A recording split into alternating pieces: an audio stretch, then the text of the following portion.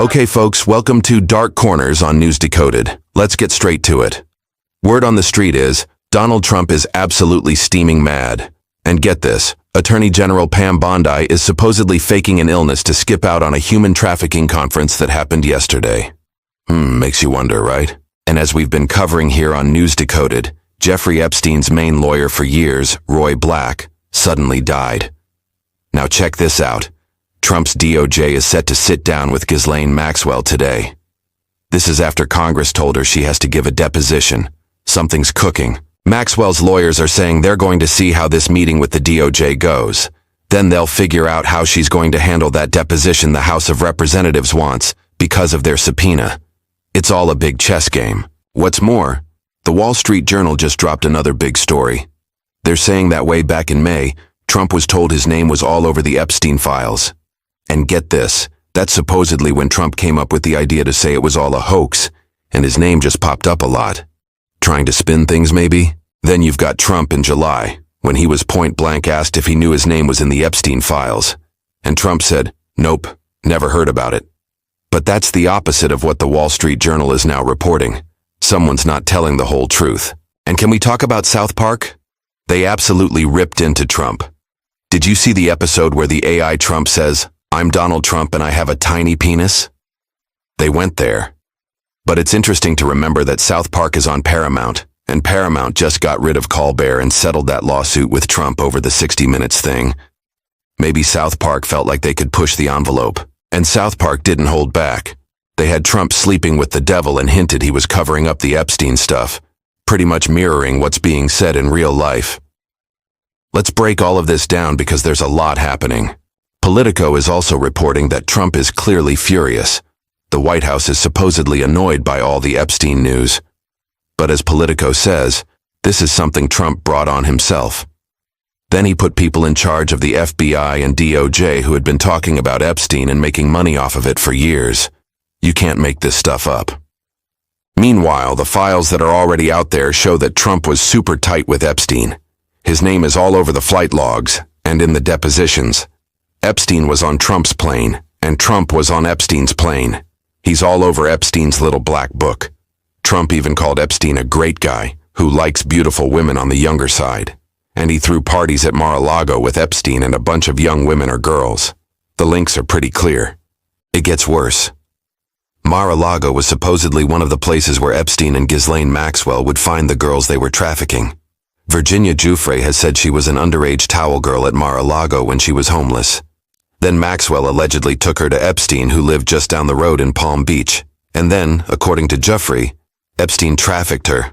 It's a horrifying picture. And at Ghislaine Maxwell's trial, a 14-year-old girl testified that she was introduced to both Maxwell and Epstein. In another case, a girl known as Jane Doe said Epstein took her to Mar-a-Lago, pointed at her, looked at Trump and asked, "You like this one? Do you like this one right here?" It's just sickening. So when the Wall Street Journal reports that Trump knew he was all over the Epstein files way back in May, after Bondi and the FBI told him, and then he called it a hoax, it's really troubling. It looks like he was trying to hide his ties to a convicted sex offender. And what about that letter Trump reportedly sent to Epstein for his 50th birthday? This was when Epstein was trafficking young girls.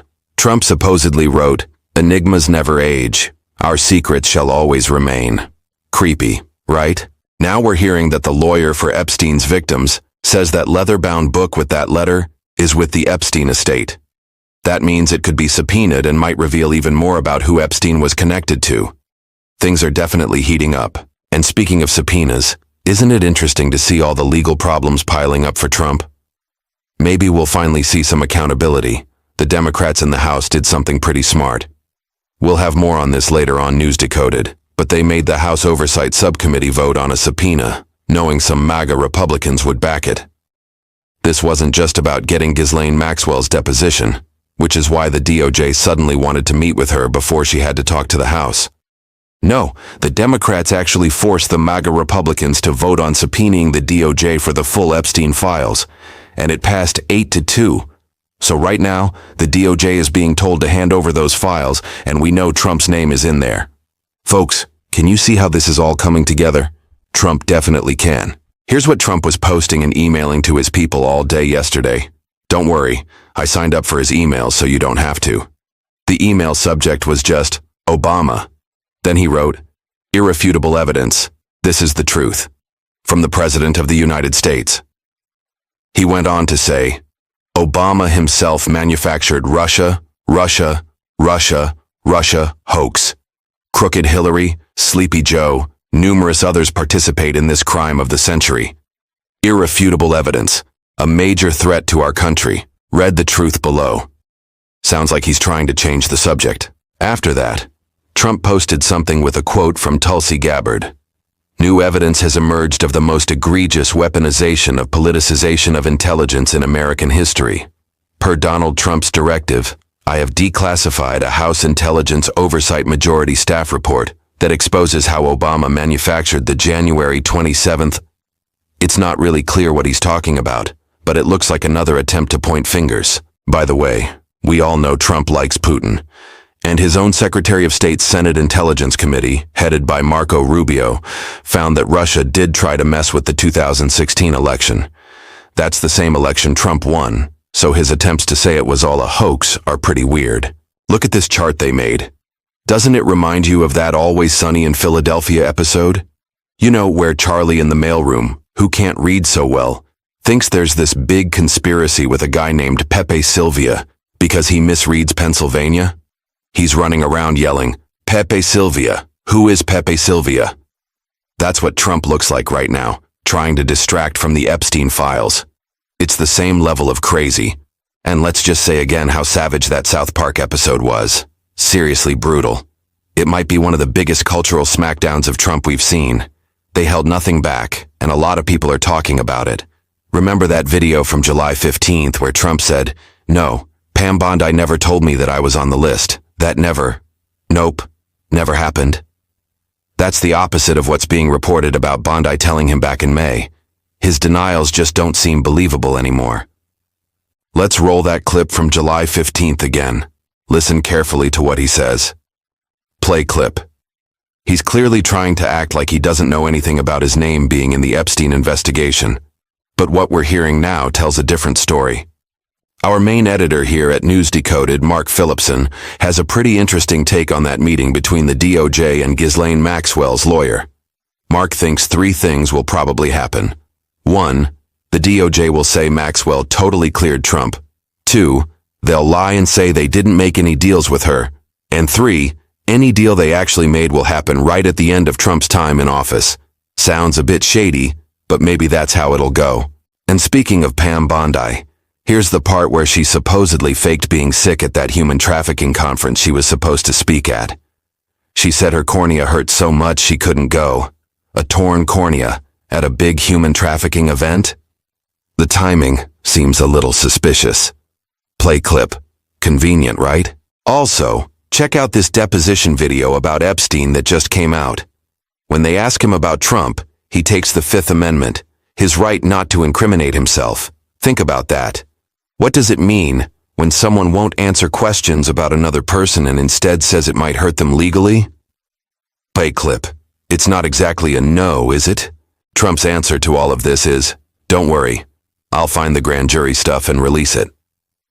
But legal experts are saying, you just can't do that. It's protected by federal rules. A judge in Florida has already said that. What we actually want, Donald, are the files your FBI and DOJ have right now. 8. Take out the victims' names for sure. Protect them. But don't take out your name, Donald. Just release the files. All 300 gigabytes, the phone records, everything on Epstein's computer, everything on Ghislaine's computer.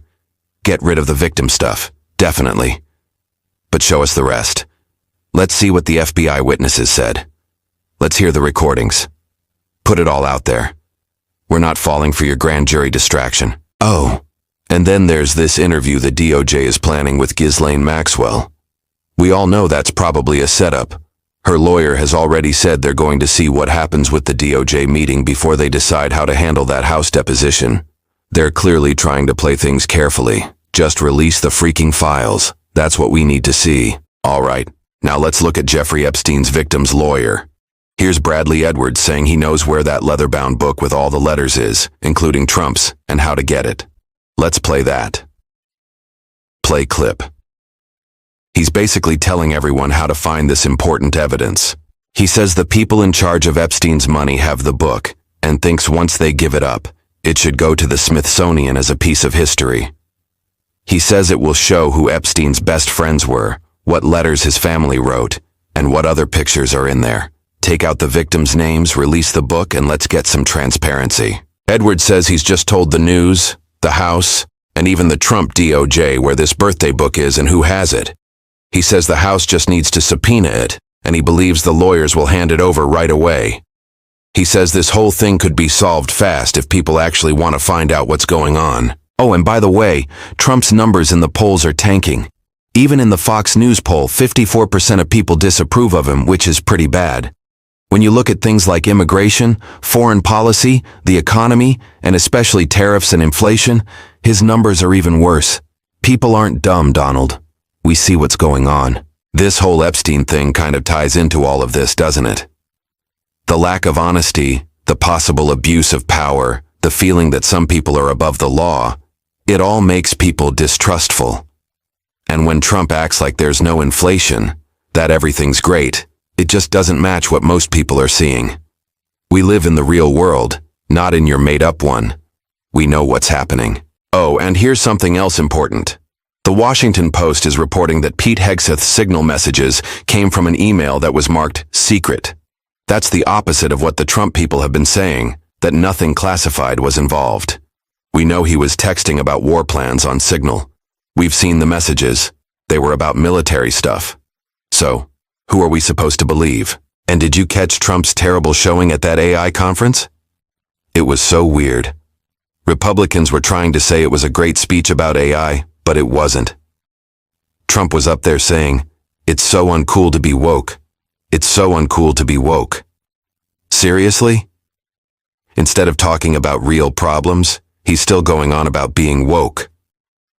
How about you focus on lowering prices, stopping inflation, and trying to end the wars in Ukraine and Gaza like you said you could? Just act like a grown-up. Enough with the woke garbage. Let's play a clip from that AI thing. Play clip. He sounds totally disconnected from what regular people care about. His focus on silly and divisive stuff is just embarrassing. Then he started talking about transgender athletes, asking, "Should I talk about that?"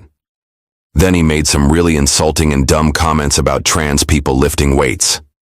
"Look at them lift weights," he said in a mocking way. Seriously, dude. Just do your job. Act like an adult. Release the Epstein files. Grow up. That's what people want to hear from their leaders, not this childish nonsense. Let's play another clip.